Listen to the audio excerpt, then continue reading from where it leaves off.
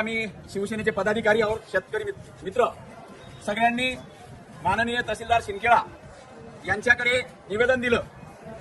आम्ही शिवसेनेच्या वतीने 2 वर्षापूर्वी 5 दिवसाचं आमरण उपोषण केलं, त्याच्यानंतर 3 दिवसाचं शेतकऱ्यांच्या विविध मागण्यांसाठी तेव्हा आम्हाला फक्त गाजर दाखवण्यात आला।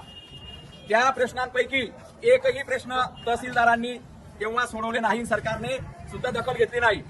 म्हणून आज आम्ही परत निवेदन दिलेलं आहे आणि जर आम्ही 14 मागण्या शेतकऱ्यांच्या ठेवलेल्या आहेत, या 14 मागण्या जर या 1 महिन्यामध्ये मान्य झाल्या नाही तर आम्ही 14 ऑगस्ट 2025 रोजी इथून सर्व शेतकरी बांधवांना घेऊन भजन म्हणत एक वारी करणार आहोत। ते सरकारच्या निषेधार्थ वारी करणार आहोत। सगळ्या भजनी मंडळांना शेतकऱ्यांना सोबत घेऊन कलेक्टर ऑफिस पर्यंत 2 दिवसाचा प्रवास आम्ही करणार आहोत।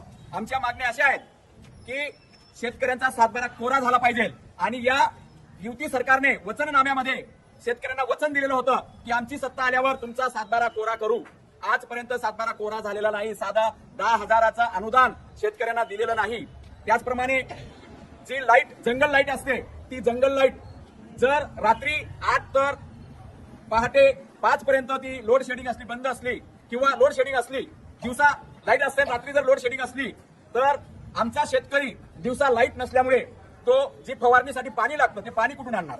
त्यासाठी लाईट वीज वितरण कंपनीला तहसीलदार साहेबांनी आदेश करावा की दिवसाला 1 किंवा 2 तास लाईट शेतकऱ्यांसाठी दिलीच पाहिजे आणि नंतर तुम्ही रात्रीचं